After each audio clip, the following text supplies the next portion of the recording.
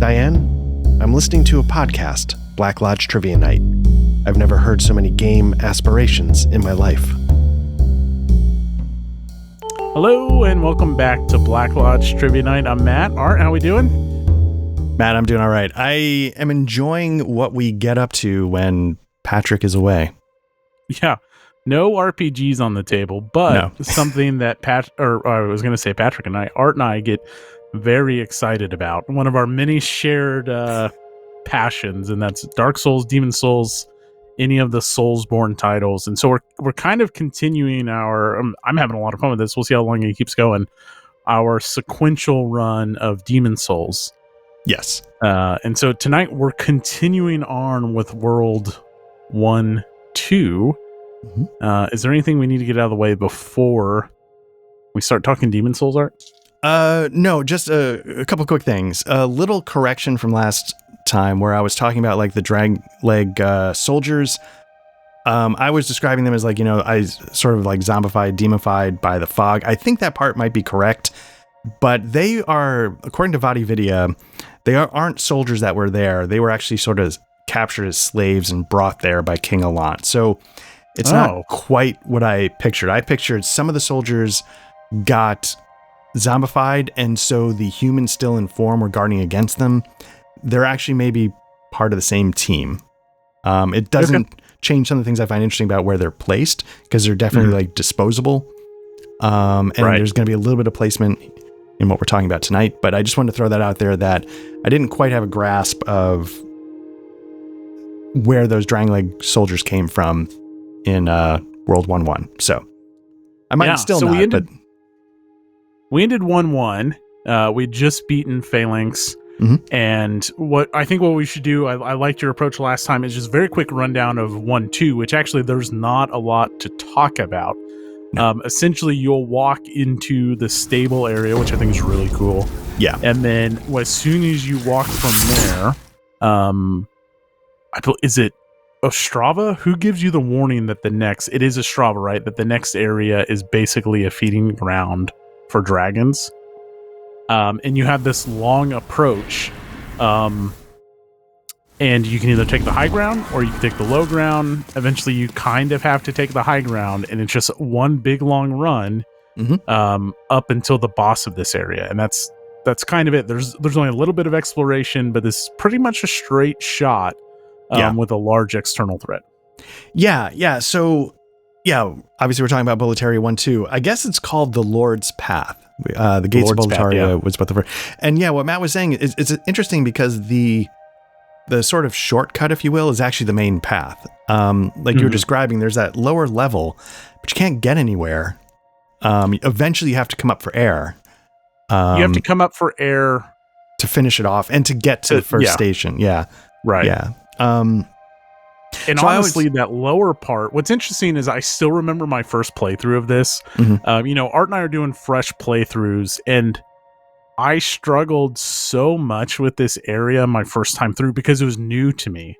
And again, so much Demon Souls has already been spoiled for me, but going through this area, the big reveal here is that if you go to the top area, you're being constantly harassed by a dragon that just fries everything. So it is a feeding ground, and this dragon is just feasting all day, burning everything down. Or you can take this lower path and kind of work through it's not really sewers. It's just like interior wall.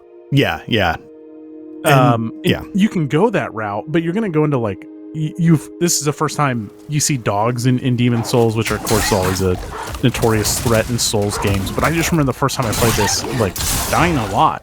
And when I went through on the replay, I was like, wow, I really struggle with this area. This area is actually, once you kind of know the shtick and you know Demon Souls, this is nothing compared to the rest of the game. No. And it's kind of interesting because like you mentioned, like you go into the stables. And, Ostrava warns you, and again, there's some leftover like phalanxes in the stables. Mm-hmm. And Ostrava warns you about, the dragon up ahead, but he does it like imprisoned, like he's behind like a closed gate that you can get to through the stables. And he asks you to free him. He's being guarded by a number of like human soldiers. Fenced in by enemies. Could you assist me? One last time. Clear out the soldiers blocking this passage, if it please you. The Lord's Path, just over there, is now a feeding ground for dragons. Have your wits about you. And so, you go underneath and cut back, and that gets you, and you kill everybody on the way there, and that frees Ostrava. Thank you. That's twice now. Time to forge ahead. Which is interesting because then Ostrava will help you with the dogs. I think he'll walk along, and if you take your time and let him keep up, he can help out with the dogs, sort of take some of the heat from them. Oh, okay. But I always thought it was interesting that he's like, hey, I need you to help me get free. And so and this is probably something that's answered, but do you think he's being guarded for his own protection? Or because I don't feel like has he turned on his father? Like, or are they trying to capture him? Like, has he been... It's not... I think... So I pulled up his dialogue because I think some of the things, what he says is interesting in this level. And at this point, we don't know it's his dad. True. Like, Ostrava is dressed up. Mm-hmm. But he says... Look at me again, surrounded by evil warriors. I think because Ostrava's returning to Boletaria, right? He hasn't seen it in this state, and we get a little more of that after this when he's surprised by it all. And I think he's just a fucking idiot. He's just gotten himself trapped, and he doesn't know what to do. And he's not like he's in warrior's garb, but he's obviously he's not capable. Mm-hmm. And so he says, "Look at me again, surrounded by evil warriors. Could you help? Could you perhaps help me one last time," which isn't true, and then clear out the soldiers. And then he does warn you, the Lord's Path just down yonder has degenerated into a feeding ground for flying dragons. Have your wits about you. Right. So I don't think it's quite as explicit, unless I missed something, as him being captured as much as him just being an idiot and not knowing, because we don't get the dialogue. So I'll just go straight to it. After this, he goes, "This is bad. Not a single person left. Why on earth? How did all of this happen? Father." Right. And so the state of Boletaria catches him off guard. And we got a little bit of that after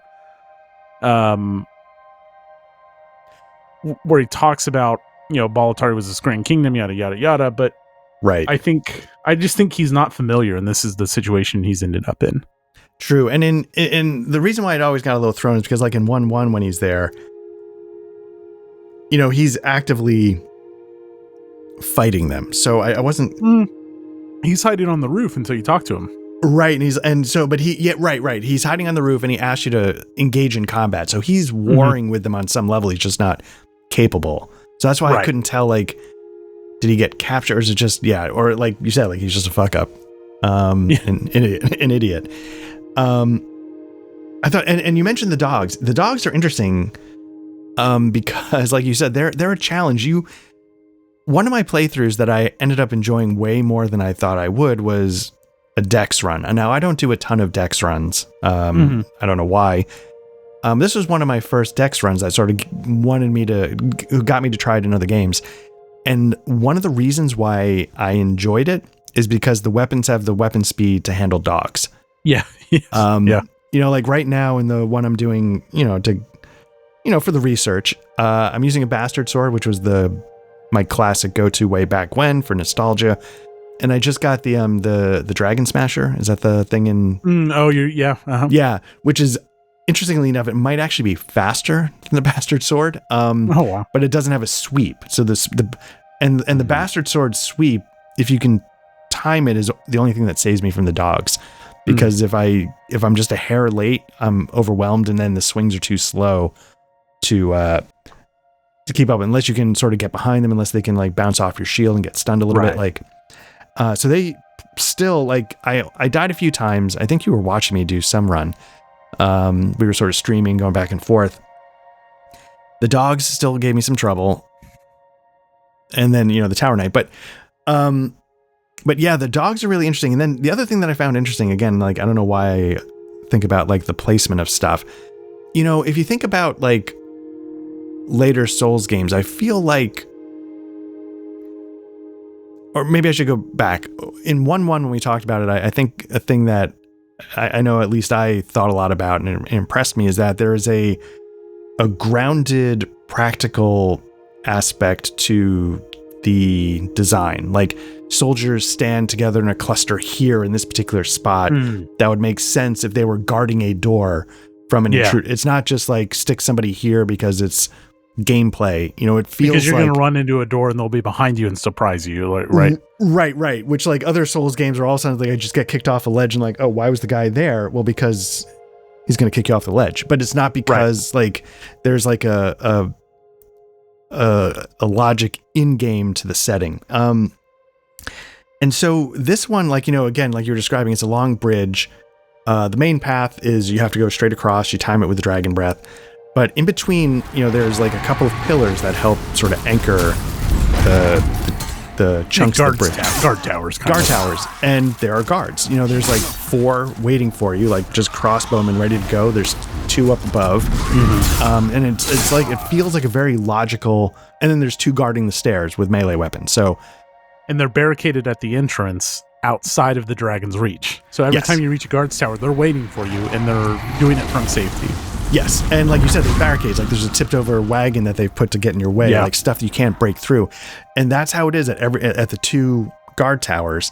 And then you get to the final door, and it's that intensified. Like there's like maybe now like 6 crossbowmen, and there's 2 blue knights, and there's multiple guys above, you know, the portcullis that would block. And so when I look at that, like it doesn't feel like it was designed from like a gameplay perspective, but I feel like it works. Like when you're sweeping the, you know, you get to the final portcullis and you're trying to clear out the crossbowmen, at least in my experience, I can't do it fast enough to get them all before the first blue knight gets to me. So I feel like there's like this video game balance that's in there, but it feels like they worked it into the reality, you know, of what I'm trying to say, of the setting. Yeah, you can't, because you also just drained your stamina from sprinting, because basically the dragon comes, and if you were to sprint in a straight line, you basically have enough time to get to the end. You can't stop and pick up items. And so you run up to these crossbowmen. There's 3 of them waiting for you there at the very end. There's 3 of them, but your stamina just drained, and you need to get into the safety. So you got to get right up on them, which then pulls the blue knight. And so it's this domino effect of, I just drained all my stamina. Now I need to swing like crazy, or because those crossbow bolts aren't going to go all 3 at once and only one hit you and staggers you. You're going to get staggered like 3 times. And so you want to swing at them. It is kind of a, I did not think about that. I do think that the top layout is more impressive than the bottom layout. Like, the bottom part of this level is so uninteresting to me. It's just like this whole Demon Souls as a whole is so claustrophobic, and I know a lot of Souls games are. But it seems like every world you are bouncing off walls if you use a big weapon. Some are better than others, but like that bottom area just feels so claustrophobic, and it's just like, okay, this is just a narrow pathway that I have to walk through with some aggressive dogs and human soldiers. Oh, and there's a merchant at the end of this. And so, but now, like when I really think about the upper area, I just love it, because you're right, the layout is intentional and it tells a much better narrative than down below for what is ultimately a very straightforward level. Right. And you mentioned down below, and this was something I was thinking about. I was like sort of thinking about this level, prepping for tonight. So the bottom level, you know, the top level obviously is the straight shot. You go across the bridge, you time it from the dragons, you get to the portcullis leading to the center portion of, I guess, Bolotari, like the city, the castle. I don't know. I guess it would be the city. You know, it's a little... Yeah, this is all like barricades leading to the castle. Right. And the underground passage is, you go to the first tower, go down, backtrack to get a Strava. You go to the other end, you get to the merchant. Both ends are completely sealed away by like gates that you can't manipulate. Now, what I thought was interesting was that you go across the top, you get to the portcullis. These 2 small gates fucking locked down shut. The main portcullis, wide open, baby. Open, baby. And so I often wondered, was there a version of this level where the original intention was you had to go underground up under the main closed portcullis, open it, and then that opened, I don't know, and that opened the main path to be the shortcut? Like, could you picture a world where that bottom was the gauntlet you had to fight through to undo the portcullis, but even then the shortcut's not a total breeze? It's interesting you mentioned that, because this is, I guess this game before Elden Ring, so Elden Ring introduces an explicit stealth mechanic. This game seems to be the game that you can manipulate the thief ring the most. And sometimes it's not like manipulated in a cool way. It's manipulated in it breaks the game and gives you a chance on, like, I'm just going to tell you, on Man-Eaters, I use the fucking thief ring because fuck that fight. It's my least favorite fight, maybe in all of Souls. We'll have to see when we get there and I have to replay it. But so I could, right? Like, cause that's the stealth route, right? Right. No, I never thought about that, but that is funny. It's like, okay, this probably impenetrable wall, wide open. Yeah. And maybe they just have confidence in the Tower Knight. So which is the boss of this area, which is this giant fucking old knight of Boletaria. So yeah. And that's the thing, maybe that was never the design, but just when I was going back through it and I'm like talking to Ostrava behind the gate, I'm like, I get why you'd want to be able to lock it down, right? Yeah. Like, you don't want to have like a back door. You don't want to have a 2 meter by 2 meter port that blows up the whole Death Star. You want to, so I get why those are locked down, but I was trying to figure out, like, and then you get upstairs to where the portcullis is controlled and you're like, this looks a little bit like the thing in 1.1 that opened the portcullis to the phalanx, and it just had a lever next to it. And if you just put a lever next to this, it's almost the same thing. And I was like, I wonder if there was ever a time where... Yeah, and there is stuff below this portcullis. Now, we won't get there until after we complete 1.3. Right. But there is interior to this area that you eventually get to. So you kill the Blue Knights, and then there's a fog gate to the boss, but you can go up, and you're right, there's a whole mechanism. And maybe not. I mean, maybe, this dragon run sets up dragon traps for the rest of the series. Right. I mean, I guess we've already seen it. Like, we see it in 1.2, or we see it in 1.1, we see it in 1.2, and then we see it one more time in this game. It's like, wow, this game really likes dragons, and then they drop it real quick. One thing I love about this level, and I didn't catch this, and I have this different lens now that we're going through it, where the first time I played Demon Souls is like, oh, this level is something. And I think 1.2, and I've read this, is very much a skill check. Yeah. Like, okay, you built Phalanx, like, now the real Dark Souls starts, which is kind of the, like, joke of, or I guess Demon Souls. But I was just, like, bashing my head against that, because the run, when you get to the boss, and we'll talk about the boss, is the whole fucking wall. Like, if you die to the boss, you're running this whole level. Yeah. And so you're running past the dragon, you're letting the dragon go, you kill the Blue Knights, and then you fight the boss. And so when you're new to this game, it can be frustrating. So I never really paused to take in this area.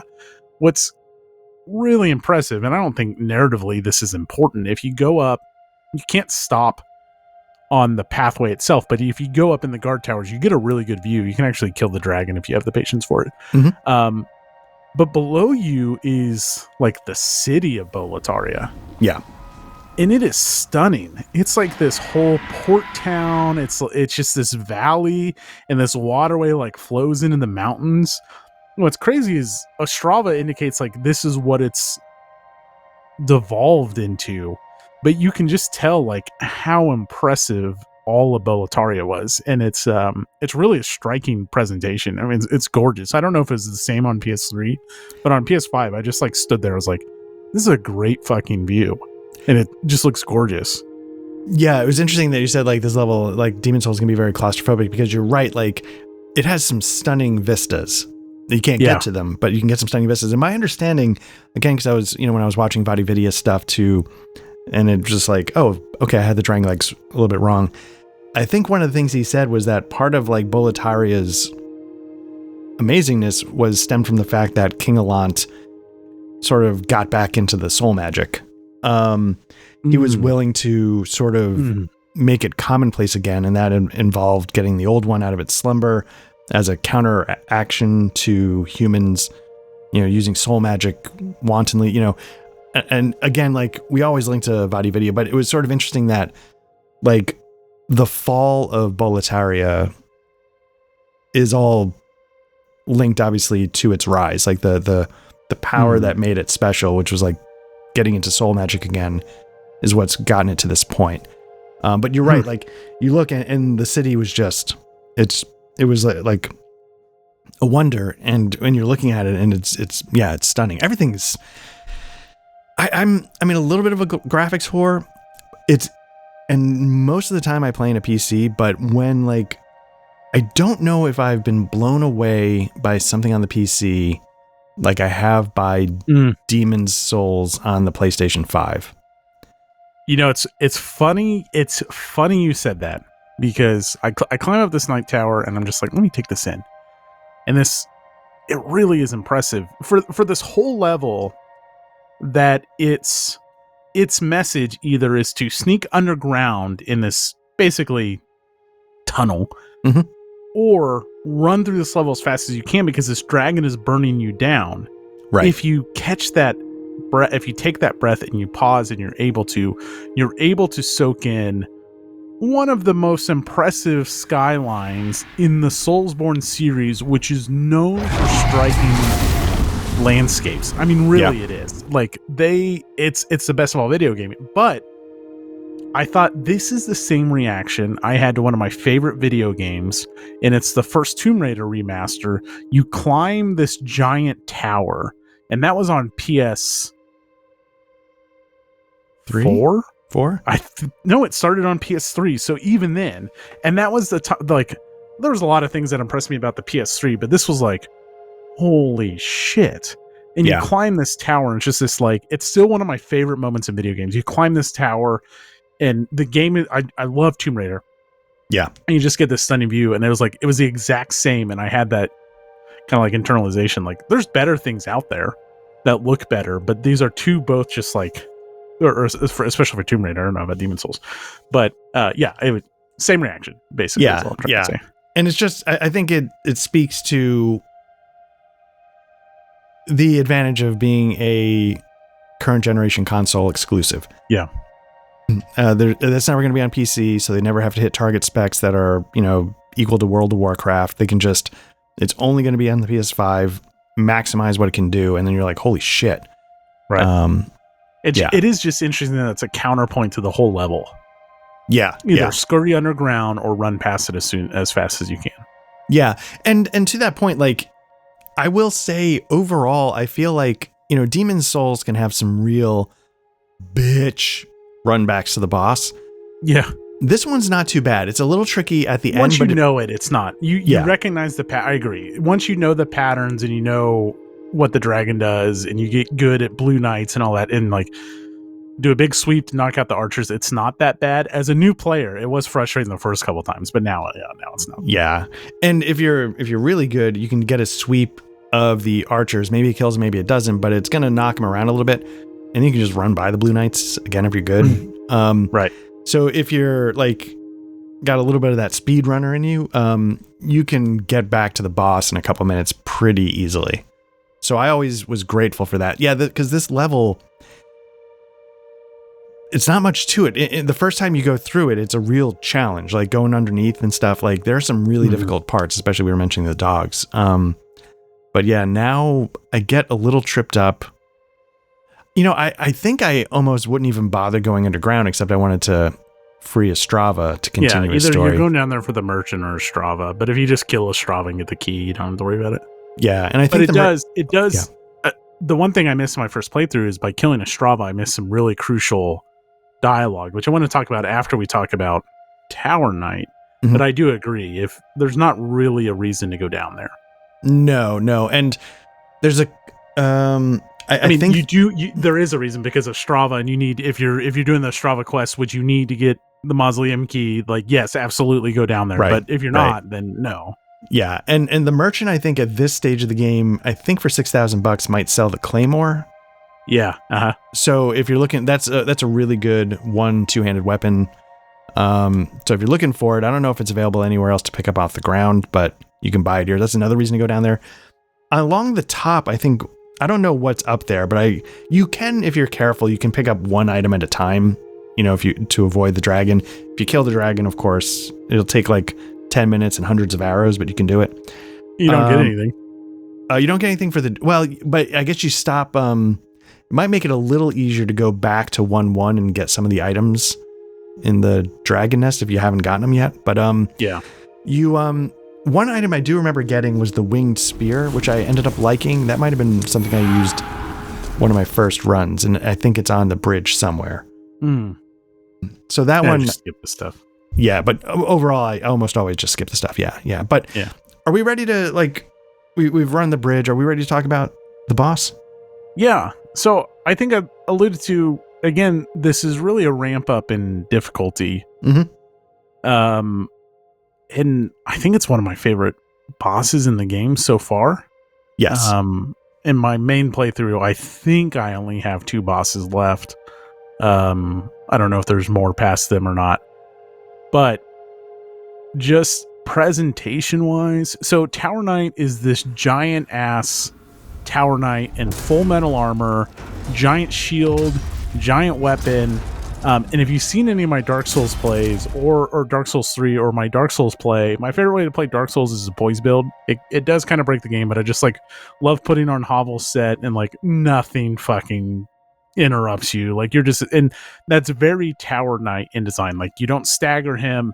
He just does what he's going to do. But at the same time, you're being pelted by archers. And so it's really a 2 kind of, now you can ignore the archers and unlock a trophy if you want. I did it once, and now I was telling Art the other day that now I just clear the archers. It's not that it's hard, it's just you go to heal because Tower Knight catches you, and then you get caught by a couple archers. So I did try it again. I was like, let me try it again without killing the archers. I was like, fuck that, I'm killing them. So you go up above and you kill the archers, but the Tower Knight is bombarding you with magic the whole time. Right. And then you clear the archers and you go down and you just fight this big boss. He doesn't fit on your camera. In terms of big dumb bosses, he's pretty easy in the grand scheme of things if we compare it to future deals, because his moves are so telegraphed. Right. But I love this fight. It's so cool. Yeah, I agree. There's a couple things. First and foremost, once you beat 1-1, I think technically speaking, you can go to any world. Yes. But I genuinely believe that the intention is to come here because of, as soon as you enter the fog gate for the Tower Knight fight, they introduce the Overseer in a cutscene, as part of the cutscene. He sort of is standing behind the Tower Knight, sort of almost obviously he's the Overseer. So he's, and this is, if you go to 2-1, you're going to see an Overseer. There's no fanfare. There's no introduction. Here, they make a moment of it because he becomes an ongoing thing in the rest of 1-2 and 1-3. It's amazing.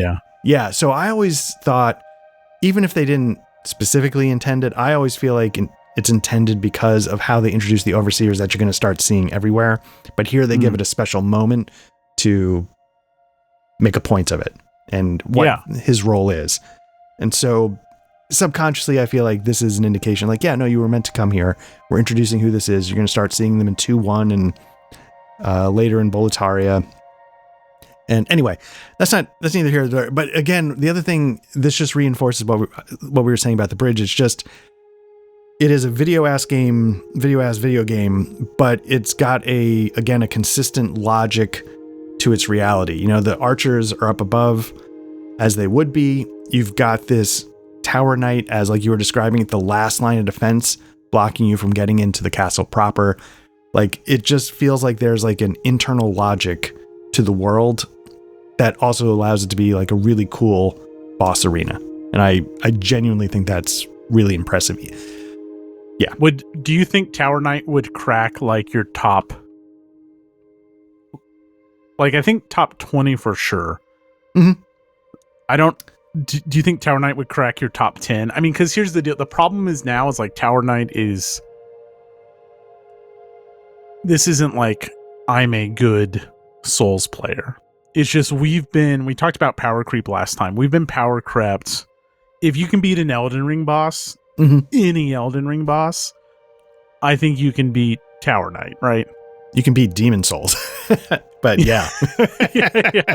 Yeah. But yes, absolutely, because it's extremely telegraphed, it's extremely slow. I mean, you got to be careful, because if it catches you, you're dead. Yeah, it humbles you because you get a little cocky because like, oh, this guy's easy. Right. But yes, I would say, now this is something we brought up last time, like Demon Souls was my first one, so it's got a very special place because of that. And one of the things we were talking about last time is like you get to the gates of Boletaria and it's the scale, like the walls of the castle, the gate, and the scale, like this classic Western fantasy taken to this like really impressive scale. The Tower Knight continues that. Again, it's Tower Knight. And it's got like the most big ass shield you ever, but he's also 20 feet tall. It's just the scale of it really, I was like, oh shit. Like it really, and then you realize I just nip him about the ankles a few times until I bat. But in the moment, you're like, Jesus, like there's like 8 archers. Like in the cutscene, you see the overseer go, you know, let's roll, and he goes further in, and then all of a sudden the archers go like, and then the Tower Knight steps up and goes kablam, and it's an awe-striking cutscene, and you're like, holy shit, how am I going to do this? It's really, it would, just for the place it holds in my memory, the presentation. I like that you said presentation, because I think over half of the Demon Souls bosses have this presentation that I absolutely adore, even if they're simple. Yeah. And there's going to be other bosses we talk about, like Maneater's hardest boss in the game for me. Maybe the final boss. I've only attempted it 2 times in earnest. But Maneater's was frustrating on a why it's hard, which we'll talk about. But the presentation of Maneater's is not impressive. No. The presentation of things like Phalanx and Tower Knight and the 1-3 boss and even the 2-1 and the 2-3 boss, like, they may not be hard, but it is this sense of presentation. And one thing I love about Dark Souls 3 and why I love it so much, and this is a very subjective thing, is how Dark Souls 3 is presented. It's this very impressive, I don't want to use epic, but it is like Dark Souls 3, the presentation of every single boss and every single storyline and every single set piece is just like, oh, holy shit. And that's very much what Tower Knight is. Like, yeah, you step in and you're right, here comes the archers, and then just the most badass 30-foot tall. So it holds a lot of I hold it in a lot of respect, and it is certainly a ramp up from Phalanx, but it's a ramp down from anything that comes later in the series for the most part. And man, I'll almost say, okay, you know what? I warned Matt that I had a potential hot take that might be garbage. Oh yeah, okay. And it sort of gets into this point here. The presentation, I think Demon Souls might rise like that was half the problem with Dark Souls 2 is the presentation, I would say, is terrible. But I will say I think Demon Souls might be near the top. And here's how I'm going to frame it. Here's how I'm going to make my terrible point. The Tower Knight and, the Lord's Path, it has a very specific purpose within the reality of Demon Souls. It's the way you get from the outer to the inner, and they just fucking jam it full of shit that's trying to stop you. Yeah. Now, Dark Souls has the exact same thing, and I'm curious if you can, don't try and picture too literally, but picture an idea of a place where you're trying to go from the outer to the inner, and there's something in between that's meant to jam you up and stop you at all costs. In Dark Souls 1? Dark Souls 1, yeah. Sen's Fortress? Sen's Fortress, right. Right. So Sen's Fortress is the Lord's Path of Dark Souls. Now, it's very different in design. It's totally different. It's one of the best single levels ever made. I do like Sin's Fortress, yeah, of course. Yeah, no, it's amazing. But if you think of its purpose in the world, it's kind of the same thing. And then it even has the exact same boss. I was going to say it ends in a similar note. Yeah, because what you have is the 30-foot knight that's meant to stop you from getting past the door. Right. But in Dark Souls 1, the door is a little glowy ring, and then 2 like Ubers pick you up. And it's so disappointing that Dark Souls 1, it's essentially accomplishing the same theoretical idea. And then, but it can't fit. It doesn't have the logic of the world the way. Now What's the payoff after Sin's Fortress? I'm having trouble picturing. You fight the Iron Tower, or Iron Knight, or whatever it's called. And then there's a little glowing ring that you activate. And then 2 gargoyles come down, pick you up, and fly. Oh, that's right. That's where you get to. Orlando. Right. Yeah. Okay. So that's the. Yeah. So it's in my mind, it's almost beat for beat the exact same idea. Okay. But it's so much better in my mind in Demon Souls because the logic and the reality is crafted in this really grounded, rational way. Where Dark Souls is tough because you're trying to do an open world, so I get it. But it's just Demon Souls. I have so much respect for it because I'm like, the concept is executed way better in my mind in Demon Souls than in Dark Souls, even though Sin's Fortress is one of the best single levels in the whole Soul series. In Dark Souls, maybe trying to be too ambitious, but you're right, because this is grounded, it makes more sense. I mean, there's a lot of things that Dark Souls will do, like those demons are never explained, even though they're explicitly just a throwback to Demon Souls. Demon Souls does it in an area that makes some sense. Right. Kind of. It still isn't super clear, but it works. So what was your hot take that the presentation here is better than almost anywhere else in the series? And that in for the purpose that it's trying to accomplish, being incorporated, it's better incorporated into Demon Souls into the world than Dark Souls. Even though Sin's Fortress is a fucking banger of a level, if you're purely looking at it from how is this integrated into its world, I think Demon Souls wins hands down.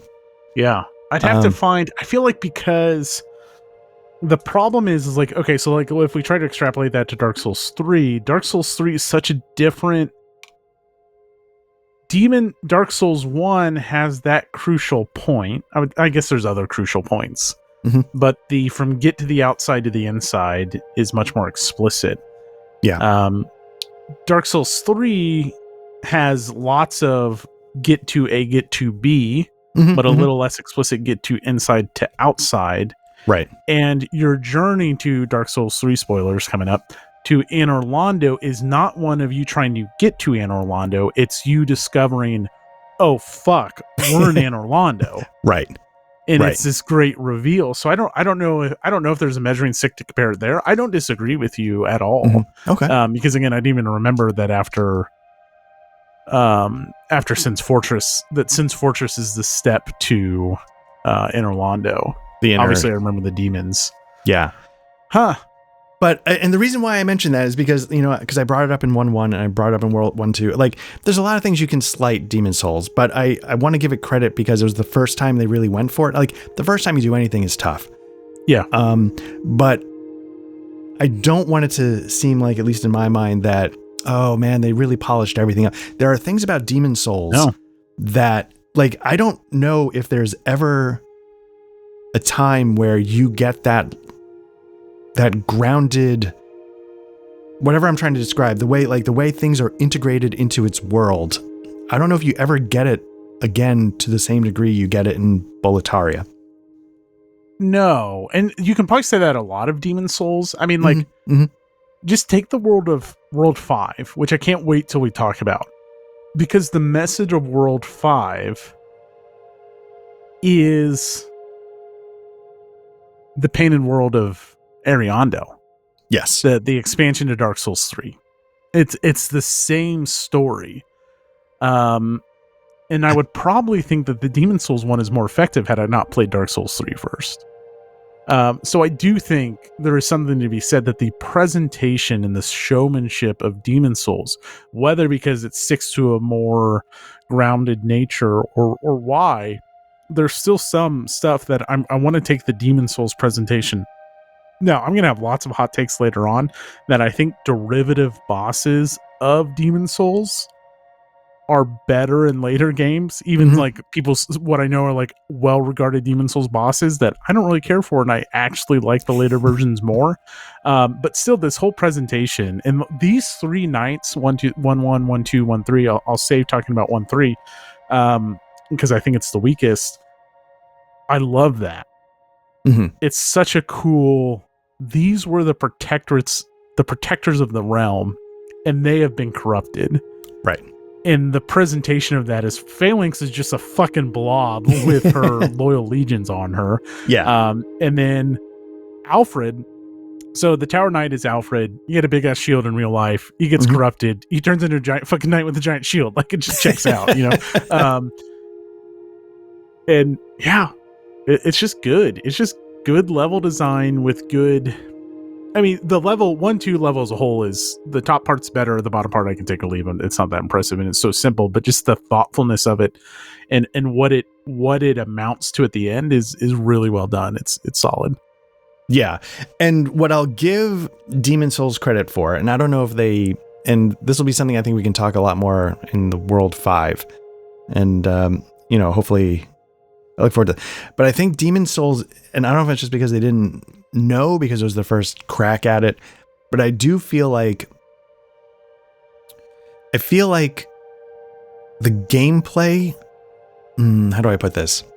I think it's evident in, say, like an Elden Ring or something like that. They're very specifically targeting a style of gameplay, and then everything is around that. Where I feel like Demon Souls, I feel like, at least from what I'm getting, the vibe I always got from Boletaria is that the world and the setting and sort of the bits of the background story felt like they were at the top of the pecking order. A little bit more than I would say for any other in the series. It always felt like the other ones pushed more and more into the gameplay itself, which is good. But I'll give you all of that except for the background storytelling. Okay, because I don't think FromSoft gets the environmental storytelling quite down in Demon Souls. I think it really takes. Now it's there. I think when we start to look at 2.1, it's much more subtle, and it's kind of there in World 1, and 5 is really explicit. But World 3, once you get deeper into World 3, is kind of just like, what the fuck? And then World 4 is just like, it just seems like, okay. World 4 is just like this cool sequence of events. Right. And you know, it doesn't really, you don't get much story from the item description, if any at all. Like, I was really hoping, because. So this is going to segue into my next thing that I like that is revealed here. Remember, I killed a Strava in my first playthrough. I picked up the soul, and I was like, I wonder if this soul tells me anything about Alfred. And it doesn't. But if you are playing through the Ostrava questline, after you beat Tower Knight, you go back and you get to talk to Ostrava. And Ostrava basically starts giving you the lore of Boletaria. Yes. And I missed that on my first playthrough. So first he tells you about the old King Duran, and then how he was the founder of Boletaria. We get a little bit of that in the intro, but he tells us about Demon Brand and Soul Brand. One sword banishes that which befouls man, and the other banishes man himself. The last hero is old King Duran. But more importantly, we start hearing about King Alant in the Round Table of Brave Knights, which you get things like Twin Fangs, Valorfax, and Bior, Alfred, the Knight of the Tower, Metis, the Knight of the Lance, and the brave tribesman Longbow Ulan and his fearsome legions, which we know goes back to Ostrava being a dumbass because Ulan is a lady. Right. But not a he. Not a he. Definitely not a he. But you get this, like. And then he tells you, so I'm reading the text, obviously I don't remember this. He says, but today Boletaria is an abysmal mess. Valorfax was lost and Bior slipped through the fissure, never to be heard from again. All the rest, along with Boletaria, have been devoured by the fog and will soon be prey for the demons. The Boletarian knights are no longer, but perhaps our age will see the rise of new heroes such as yourself. And this, just last night, because I'm playing through this as we record. Was the first time I heard this. And like I've heard people talk about Valorfax, and you get armor that looks like Valorfax and Twin Fangs, but when you don't have this, you miss that kind of epicness. But do you know how much I gobble up like this? Oh yeah, there were these 5 badass knights, and we're gonna see some of them, and we don't know what happened to the others. I don't know. It's just like cool to me. Right there, baby. Yeah, right. Yeah, it's super cool. And I missed this, and I was like, oh shit. And so then this is where you get Alfred, and there must be more lore, because I'm flicking over to the lore just so I get it, but there's more lore somewhere to pick up about Alfred, but I don't know where that comes from, because these aren't cited. Right. And it's tricky because it's not just like you were just describing. It's not just the lore of the knights that are guarding the levels of Boletaria. Like the whole idea that there was like a round table of knights, that Valorfax is this big name. For those that are curious, I only know some of this because I literally just watched VaatiVidya, but my understanding is that like this fog was sort of coming in and nothing could get out of it. So nobody knew what was going on. They just knew this part was sanctioned off. And then Valorfax, like heroically, like mortally wounded, manages to like create a gash in the fog, get out, and he's the reason why people know anything's happening. Right. And then Bjorn got out, but no one heard from him. And I don't know if Bjorn's ever touched on again. I don't know. Ooh. Do you? I don't recall off the top of my head. I'm really bad about stuff like this. But yeah, like Ostrava. So this is the thing that I've always found. Like I'm really bad about getting Soul's story. But it's not because it's not there, you know, like if you know, sometimes like you have to talk to people in the right sequence. Sometimes like it's really locked down. But the thing I appreciate about, you know, VaatiVidya and other people that do lore videos is that they compile so much research that people have done. I don't believe VaatiVidya is doing it all on his own, but I think he's doing some on his own. I feel like he compiles some from, you know, maybe other, which is what we all do. Like, you know, Bonfireside Chat, you know, like I think they'll cite, you know, when they're like, I got this from X, Y, or Z. And so it's coming from somewhere. It's just, but it's definitely not spoon fed. And I do feel like it gets easier, if that's the right word, in later games to get, you know, a clearer idea of the basics. By the time I got truly into Bloodborne, like I didn't do it when I first played Dark Souls, but I played Bloodborne and then like, oh, there's a lot of shit I missed. Yeah. And eventually now I'm at the point where it's just like, I look up the questline steps. Like when I played Elden Ring for the first time, I was like, I don't want to miss these. Right. I'm grown. I have kids. I'm not gonna. Now I do play through these games multiple times, but I at least tell myself like, I'm going to play through this once. And I don't want to miss these things. So one, I look up things that are missable. And then especially Dark Souls 3 questlines, I really enjoy, but they're very fragile. Dark Souls 3 NPC questlines are fragile. But what I was going to say about playing, when I went through again on Bloodborne, I played alongside with, I wish he had a series for every single one. I think he's soured on From Software Games. It's my interpretation. I don't want to put words in his mouth, but I'm pretty sure that's what he said. But EpicNameBro does a playthrough of Bloodborne, and it's just like, it's my best vibe to play. Like even now when I'm doing something new in Bloodborne, like I throw up EpicNameBro, and he got me in the habit of just reading the text descriptions. And it's not anything I would do in any other game, but it's just like, it's so fundamental to future Soulsborne games, and you do really get some important information. Right. Now it becomes more explicit, more you go, and Bloodborne has a very explicit like storyline. It's just, do you want more information fed to you and stuff like that? And Dark Souls 3 is pretty explicit, and Elden Ring is pretty explicit as well. But yes, I think it's still a good habit with these games to read item descriptions, because you can really, even just like basic stuff, like a random pair of gloves you pick up, or like will tell you about the healing church or whatever. So yeah, it's something that I really love about the Souls games, but it's also the way I end up trying to do it. I think your way might be better, but what I tend to do is I like, you know what, I'm going to play this area and I know I'm going to miss 90% of it. And then I'm going to look it up, and then I'm going to go stand in places and see what they're talking about. And get the items, read it because they said, read this. I do like the exploring aspect. Like the things when it's a new, like I'm excited to play Dark Souls 2 because I get the exploration back, right? Right. But the missing things forever because quest lines are fragile. Right. Like, I get it, and I think it's cool, and I do like fragility in the games. It's just, I don't have unlimited time. Right. And I want to get as much of it as I can. It's why I save scum endings at the end of the game, because I want to see the endings on my own for the first time instead of watching a YouTube video. So I just save scum. I make a save, and I get all the endings I can. Whatever I'm capable of, I'll get them all right there.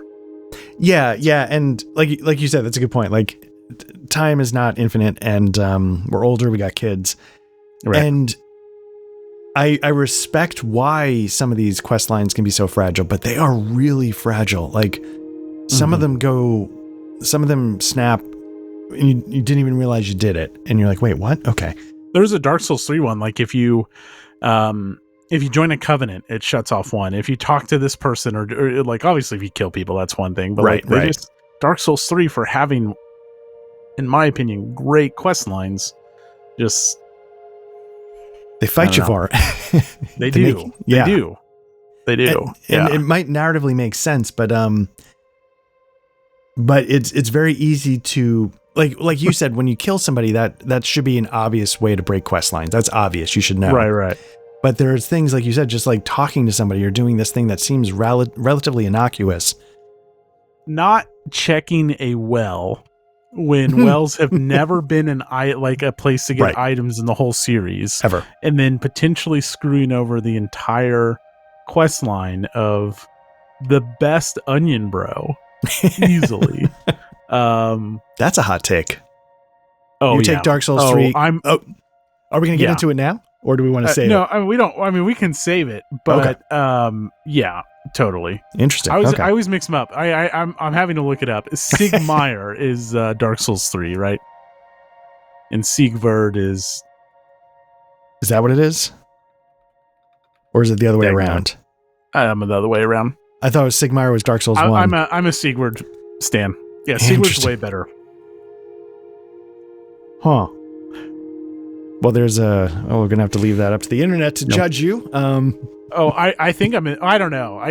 We'll save that. We'll have a whole discussion. We'll do it. I do want to go back because I think this whole context clues leads to another thing that,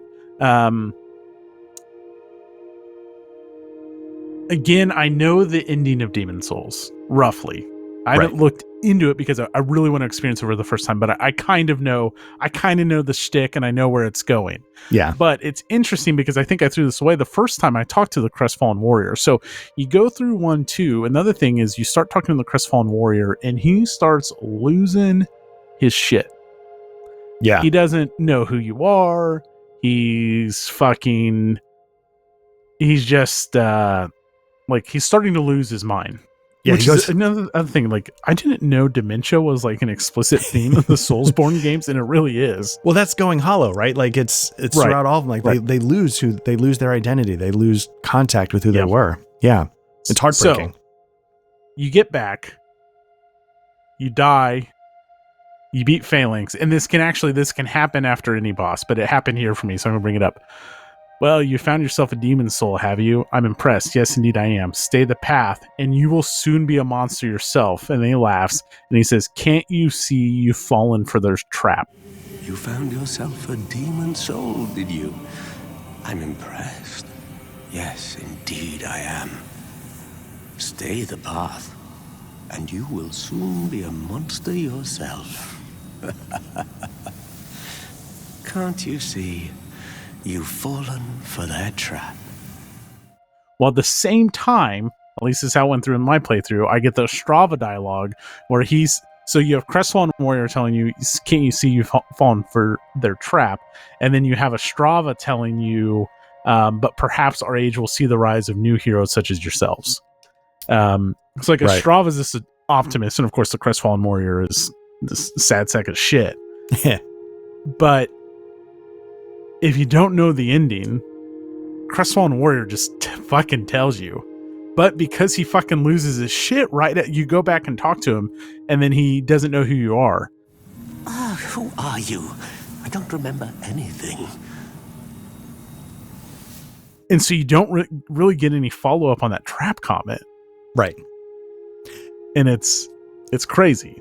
Right. Yeah. And then he says like, maybe I'll go take a walk or something. And then, or does he just die right there? Like eventually, like he'll just, you leave, you come back and there's a soul on item on the ground. Yeah. So, and he's never seen again, but yeah, there's a lot of things that I think sort of give hints at the possible choice at the end. And I think, do you think Estrava is trying to push you towards, because he's saying, will a hero rise again? But he's also talking about like, how did the world get this way? So is his idea of the hero, do you think it's actually like starting the cycle over again? Or do you think he's like burn it all down? Or is the other guy like saying you fell for their trap? Like you're going to help them recycle all this? Like, or am I reading too much into it? No, it's interesting. I don't think you're reading too much into it. I think it's worth talking about. I think Estrava's naive, right? You're going to be the next Valorfax. You're going to be the next Alfred. You're going to be the next Ulan, whatever. It doesn't matter. Right. Regardless of the facts, there's no way. So eventually, little spoilers for when we get there, but Estrava eventually says, I'm going to go talk to my dad. Okay. Right. But like, and so to him, I think it's just like, those are his heroes. Regardless of what his dad has brought about, like that's the golden age of Boletaria, and look at these Knights of the Round Table. And so I don't think Estrava's clever enough or smart enough to fucking be pulling one over your eyes. Now, does Crestfallen Warrior, is he explicitly saying like, you're doing the bad thing? Right. Or is he just a little losing? Is he losing it? And it's just like, oh, you've fallen for your trap. Their trap being, this is a cycle that you cannot escape. You're going to keep dying. You're going to keep going back here. You're going to keep dying. You're going to keep coming back here, because it's all this like adventurer's call to go venture into the fog, right? So is the trap of the game, or is the trap of the adventurer going to claim demon souls to fight back and purge? Like, what's the trap? Right. Is the trap, the hope, that the Maiden in Black might instill the trap in you. Is you're a dumbass because you're repeating the cycle, or is the trap the trap? Right. Huh. It is interesting because when you mentioned like, Crestfallen Trap, I was like, what is he talking about? And I was like, oh, right, the dialogue. Yeah. I was playing. I was like, I don't want to forget this. So I was just like texting in the Discord. Like I need to. Yeah. But yeah, no, it's really. But he says, slay the path and you will soon be a monster yourself. But is that the monster yourself into the meta trap? Or is that you're going to be a monster yourself because you're being empowered by demon souls? Like you're a monster because you're getting more powerful. The thing that brought about then into the world, the fog, is soul arts, and you're engaging in some form of that. Right. And then really is what, it's not 1-1 is you have a mission, right? Boletaria is behind this fog. You're an adventurer. Go forth and free them and correct this wrong and yada, yada, yada. And then you beat Alfred and it says, no, you have to go kill a demon lore or a demon. Right. You can't proceed until you get an archdemon. Archdemon. You have to go kill an archdemon. And so then what we'll see with 2-1 is we're the baddies. Oh, yeah. Like, we should probably save that for, but yes. Yeah. We should save it for 2-1. But I do think there is this, what is the Crestfallen Warrior really triggering to us here? And I think I lean to, he's spoiling the trap. We're just too new of a player to know exactly what he's saying. I don't know. It feels a little explicit for Miyazaki, though. Right. And just so I can confirm, like the trap is the idea of like empowering ourselves with the very thing that's destroying the world. Is that what you're... the trap is that the Maiden in Black is the demon. Got it. Okay. Right. And again, that's the ending that I've had spoiled for me. Look, it's 2025. Sorry if I spoiled it for you too, but no, I think what you just alluded to is you're being empowered by the thing that's ending the world. I wonder if he's being as explicit as saying, "Hey, the bad guy's right over there, and you're falling for it." Got it. Pointing out the Maiden in Black and her role in all this. She's complicit. Right. The Monumental's complicit. They're all complicit. It's their fault that all this is. Right. Yeah. Yeah, I think the Maiden in Black. Well, I mean, again, I got to see it for I just know, I know the deal, but I haven't experienced it. So I'm gonna learn pretty soon. So nice, very nice. What do you think? Nice. What do you think? I mean, again, it feels explicit for Miyazaki to say, "Hey, this is a trap, and the bad guy's right next to you." That's interesting. I think that completely makes sense, and the trap that I interpreted as the Maiden in Black has convinced you to do her bidding, and I feel like there's always somebody. This might not actually be true, but I feel like in my mind there's somebody in many Souls games that is trying to convince you to do something. Yeah. Like in Dark Souls, it would be Gwendolyn. Who's the one you beat? Ornstein and Smough, and there's the woman above. She's massive. It's a woman. Yeah. And I don't know if it's Gwendolyn or Guinevere. It's like a Gwa because they're all Gwyn. It's Gwendolyn, right? Yeah, that's why I don't know if it's Gwendolyn, but then I don't know who's the one like behind the moon. But anyway, so the woman that's at the top of the thing, she starts to say like, "Hey, what we need you to do is we need you to go to the kiln of the first flame, and we need you to, light it up again." So she's the one that's sort of pushing you. She has an agenda. She's telling you. That's Guinevere. Gwendolyn is the other one that's Gwendolyn, hidden. The boss. Yeah. So I always feel like that's like a recurring theme. Like in this case, I feel like the Maiden in Black and the Monumental, they have like an agenda.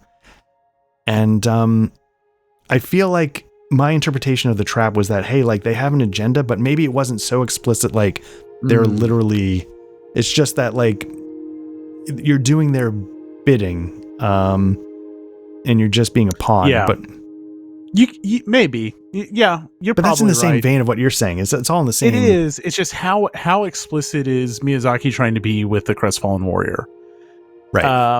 And I don't know, because I think they go hand in hand. Mm-hmm. You're falling for the trap of repeating death over and over again, getting caught in this cycle and doing their bidding. Oh, and part of that is, guess what? Yeah. You're the baddie, we're the baddie, we're doing awful things. And as far as I know, that's explicit in every Soulsborne game. Right, that's true. Now, the varying degree to the justifiability of it, like Elden Ring, it's arguably justifiable, but you're being manipulated the whole time. Mm-hmm. Yeah. And then Dark Souls 3 is like it depends on kind of the ending that you're going down. And then if you play through the expansion, certainly Slave Knight Gale, like you're being like he's set that up. Bloodborne is explicit. Mm-hmm. It's and then Sekiro, which I've never beaten, and I don't know if I'll ever get to. It's an amazing game. It's just seriously a skill check for me. Kind of how that plays out. Yeah, again. Right. So I think it's certainly a theme that Miyazaki likes to explore. Yeah, definitely. I don't know what it says about us. Yeah, I will say the first time I really thought about it was Dark Souls 1, but it is absolutely here in Demon Souls. Yeah, I mean, mine was Dark Souls 3 because Dark Souls 3 is very ham-fisted. And they explicitly tell you in Dark Souls 3, like, go home. Yeah. Like, you don't belong in this painted world, go home. And, like, there's a side passage you can take. And then you find that side passage, eventually you get to a point, and he's like, I told you to go the fuck home. What are you still doing here? Yeah. But what do you think of, again, it's not the discussion for tonight, but I've joked around about it on the Discord, and we've kind of alluded to it in our like side comments about Dark Souls and Demon Souls being derivative. But Miyazaki does repeat this. Either you're doing someone else's bidding, you're a cog in the you're a cog in the wheel is the most explicit of all of these, right? Like you're repeating a cycle. What you do doesn't really matter.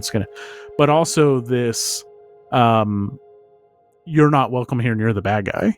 And we get that very explicitly later in Demon Souls. But these themes, my point is, what do you think of like the repetitiveness of from Demon Souls, even probably through Elden Ring, the repetitive theming that Miyazaki just seems to want to express constantly?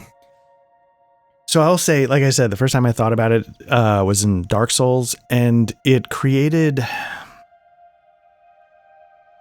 in some ways, much like watching a Lynch film, where I might not always understand all the pieces the first time I experience it.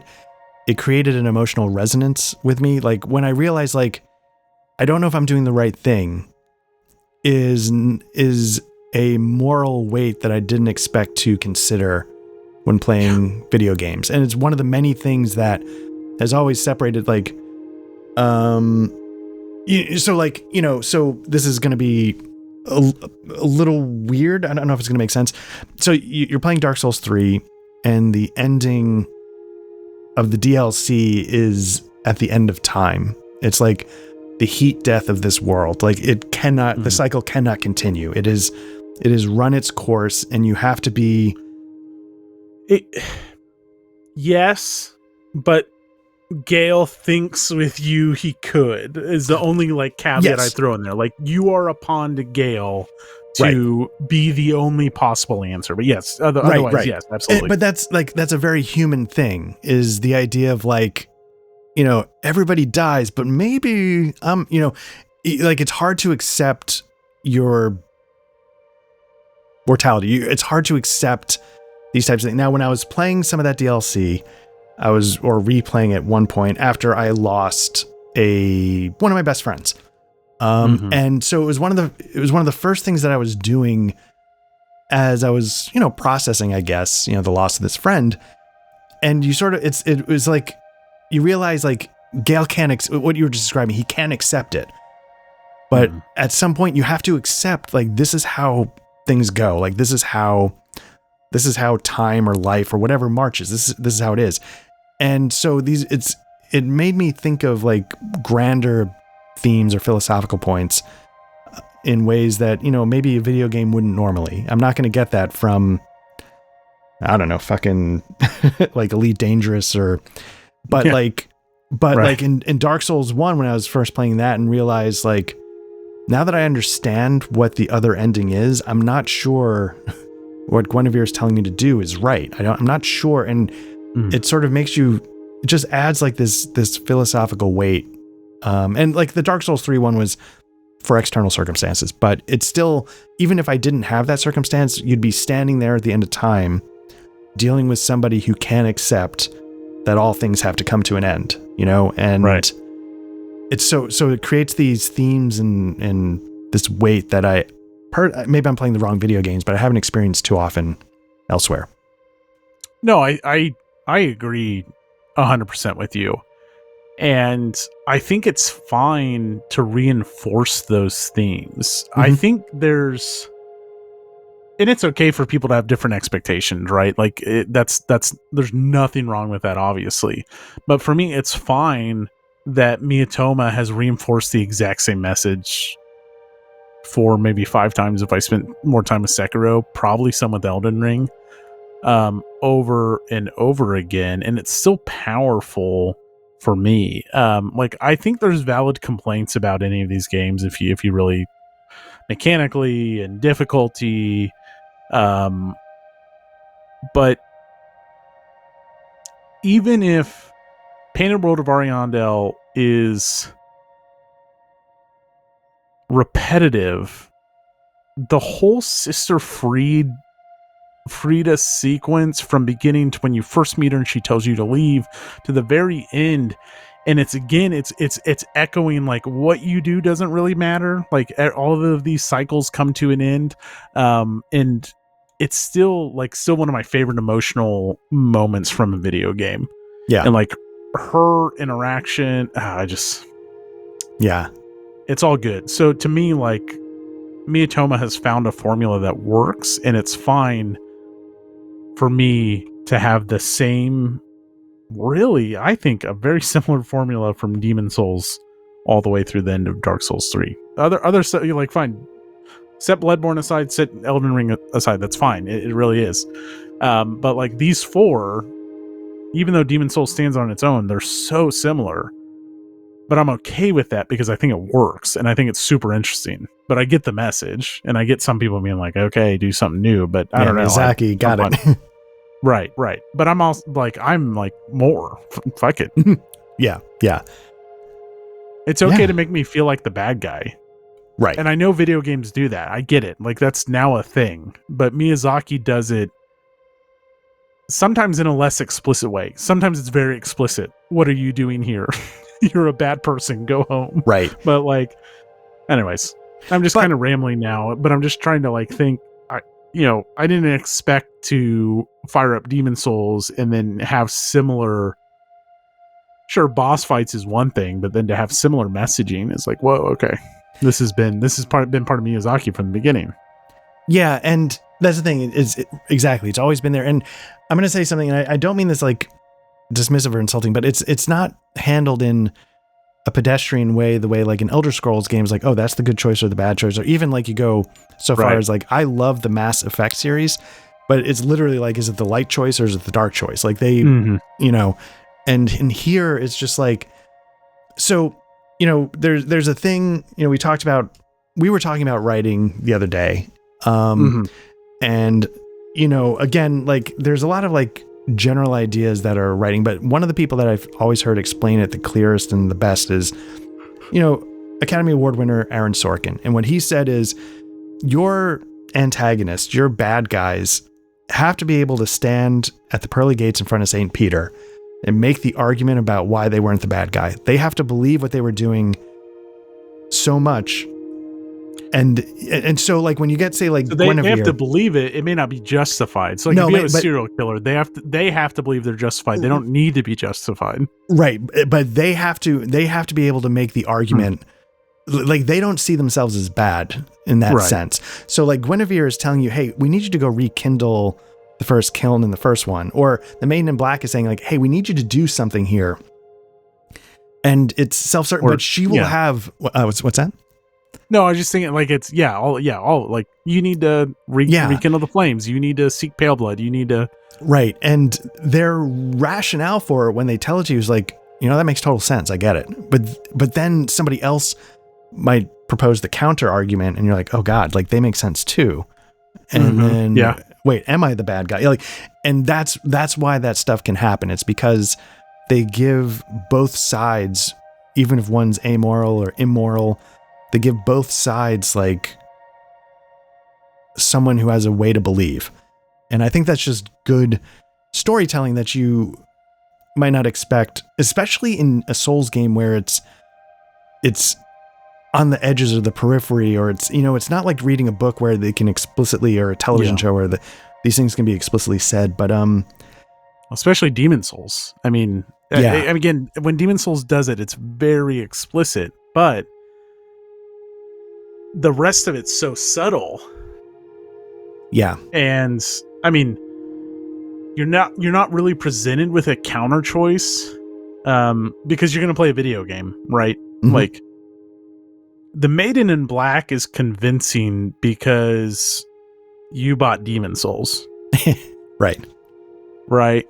So I love what you're saying, but some of that is also just like, I'm a player playing a video game. Right. But also, I think those things are important in making the video game. Maiden in Black isn't super deep, but the premise is at least interesting enough that it makes her convincing enough to maybe make the argument she stands up at the pearly gates and is convincing enough. Maiden in Black alone is not. Right. But the whole package and presentation of Demon Souls and the fact that you bought a video game. But I do like the point. Yeah. I think it's super interesting, and I think it's a very interesting way to like look at how you're writing your antagonists. Yeah. I mean, obviously not every bad guy. I don't know why I thought of Seven for some reason. Like, that dude just wants to fuck with people. Yeah, but he has a reason why. Like, he thinks that I guess it's just they need to have a reason is really the takeaway, and that's right. Okay, yeah. And they have to not just but they have to believe it 100%. So they have to be. So even if it's like in 7 where it's like the most fucked up thing in the world, like when you ask him, he's like, "No, I believe this 100%. Like, I'm doing yeoman's work here, and here's why. You know, because society is totally fucked up, and you know, and then so it's not like he will firmly believe." You know, I was just watching like Mindhunter a little bit, and you get the same thing when they're interviewing, you know, the serial killers. Now, it may not be as grand and poetic as 7, but they're like, you know, I just, you know, like, you know, unfortunately, it's usually women victims. Like, the women were this and that, and I just felt like, and you know, they're convinced of something, and that it allows them to justify their actions in ways that a normal person that's not crazy or evil would be like, can you hear yourself? But it is, they have a logic to it, even if it doesn't make sense to us. Anyway, but again, I feel like there's solid storytelling in Souls games that I think transcends typical video game storytelling. Obviously, that's not new. Right. I think it's crazy where we like, what's interesting is like, we're going to have like a 30-minute conversation. Like 1-2 just isn't that deep. No. But, and really, Demon Souls isn't that deep either, but you can just pull all this other stuff, especially when you put it in the same lens as the rest of the series. Right. It makes it a little more interesting. It makes World 5 a little bit more interesting because look what Miyazaki has this message. Yeah. And he's going to expand upon it and present it in new ways and present it in more subtle ways and more questioning ways. I mean, the problem with 5 is when it's finally posed to you that you're the bad guy, you just like you just went through the stereotypical Souls poison swamp. Like, sorry, but like throw Maiden Estrella in 1-4 and wow. Because bringing this back to World 1, all of World 1 is braced for invasion. Right. And then if you're going to throw Maiden Estrella at the end of like, I've just sieged a castle, and then all of a sudden someone's like, what are you doing, you monster? Stop it. Right. It's like, that would be really impactful. Yeah. But well, we should definitely save that. I think 5, if and when we ever get to it. So, is there anything else you want to say before with 1-2, or should we start? No, I think 1-2 is well expressed. It's a straightforward but gorgeous, stunning world that has great set pieces and is capped with a fantastic boss. Absolutely, and sets up some really interesting things in Demon Souls that are worth paying attention to after you beat this boss. So yeah, and you know, it just shows that any part of any of these games can inspire decent conversation. And even if we're not like, you know, breaking new ground. Conversation. I don't know if it was decent. Nah, it was fine. But that's why, like, I feel like anybody who gets out there and talks about these games, you know, that's a good thing. But, so Patrick's not around next week, but there's a chance that we might not be doing more Souls discussion next week. And do you want to tease a little bit about why we could have Souls discussion? It depends on how hard in the paint we want to go. Right. Well, we could be getting both things. I don't know. You never know. Mm-hmm. So this came up kind of randomly. It wasn't even really on my radar. I have lots of games. I'm looking up at my RPGs right now. Like, oh, look at that. I believe we're going to be playing Swords of the Serpentine. Which is a really interesting premise. The city is the god. Like, we live in a god, and it's this world that is very much populated by ghosts. It is a grand fantasy city, but it is not like, it's full of corruption. Like, this place is fucked to live in. It's just a really cool setup. Like, they can't bury people because it's in it's in wetlands. Like, it's a big marina that is, or not a marina, but it's a big waterway, city built on a waterway that is sinking. Like, the city's just sinking, so you can't bury anyone. So you gotta like have all these. It's sounds like New Orleans. Isn't that how? A little bit. And so we're gonna be playing that. It's based off the Gumshoe system. We've teased Fall of Delta Green a million times. It's never come to fruition, but I really hope this comes to fruition. I've been reading about the setting. I haven't looked at the character creation stuff at all, and then I've been looking at some of the plot hooks. So there's outright adventures, and there's also some scenario hooks. And what I spent more time looking at today is there were 2 co-creators on this project, and obviously they both love it, but one of them is super involved and has written a lot of articles about it, and you can just tell this is a passion project for them. As a matter of fact, they're active, or at least were very active on the Pelgrani Press Discord. His name's Kevin Culp. Yeah, Kevin and then Culp? Emily Dresner is the other creator. I think one did a lot of the lore background, one did a lot of the mechanics background. But you can just tell like there's a lot of passion behind this. And I think when RPGs are sometimes at their best is when it's like when people who love playing RPGs. I mean, that's one of the things about like Robin Hobb and everything they do over at Pelgrani Press. Like, they're just super passionate about it, whether Gumshoe is for you or not. Like, they love RPGs, and they come up with some really cool stuff. And so that's on the agenda, at least. Yeah. And so it's interesting because I'm really happy about, like, I'll say this, like, I've had an absolute blast discussing Souls the last couple of times we've been able to do it.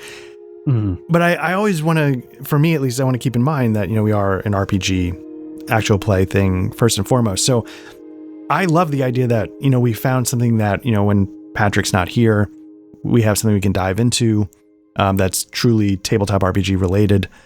And, like Patrick, maybe he's going to be in and out during the fall, who knows? But I do hope that we find a way to continue. Basically, I want to have my cake and eat it too. I hope we can find a way to continue some of this discussion we've had about Souls, even as we also like are able to start maybe trying to refocus how we do Sword of the Serpentine. So anyway. After a pretty crazy winter, it's nice to get back to it. For those that have asked, and I've responded to some YouTube comments throughout, Cimarron is back. I don't want to say it's back, but we are at least planning that. So Patrick and I both have some things coming up over the next couple weeks where we'll both miss. Patrick for the next couple, then me for the next couple. But the plan is to get back to Rosewood Abbey, and then also get back to Cimarron. And I will say, I'm very excited for Swords of the Serpentine. I cannot express how excited I am for where Cimarron is going in the...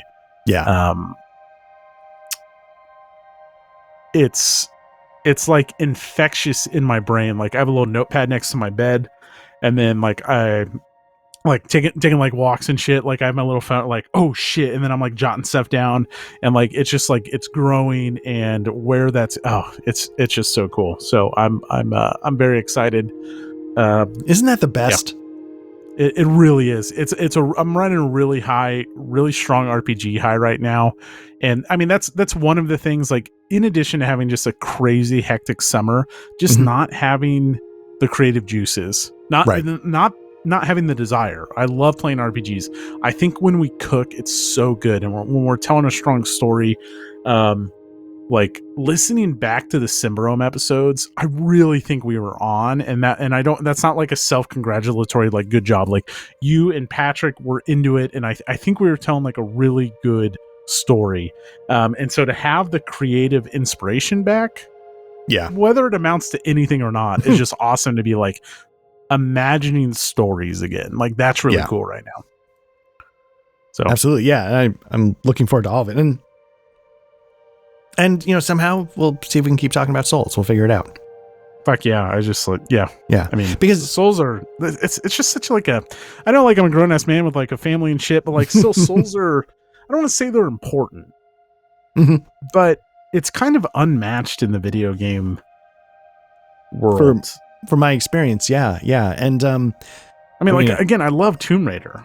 Right. But like when I try to hold Tomb Raider up, like Tomb Raider's, I think we've talked about this, like Tomb Raider is the Mission Impossible shit. Right. To, I don't know, something good, like Twin Peaks. Right. Right. Yeah. And it's fine to have both in your life, but anyways. Yeah. Oh yeah, absolutely. Anyway. Good. Well, folks, thank you for listening to us gush about this. I know I get very chatty, but that's like when I get excited about things, I just love to talk about them. Yeah. And I thoroughly enjoy talking about these with you, Art. If you want to come talk with us, there's a link down to our Discord down in the show notes. Make sure you stop by. Of course, if you're on YouTube, don't forget to like and subscribe. We have a podcast version of all of our shows you can find on your podcast player. And if you hop in the Discord, we now have, for when we do our Dan Fine Coffee episodes, we have a questions for the show that even though Patrick answered the question in the Discord, it's intended for us to answer them on the air. So if you have show topics and stuff for us that you want to talk about on the non-actual play stuff, feel free to pop in. And if not, just come hang out in the Discord. It's a great place to go. Again, there's a link down in the show notes. Yeah. So we're on the socials wherever you want to find us. That is going to do it.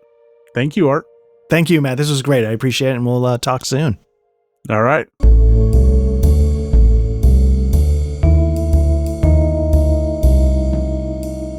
The in-session music was provided by Tabletop RPG Music and composed by Ian Fisher. You can find the Patreon at www.patreon.com/tabletop RPG music. That's all one word.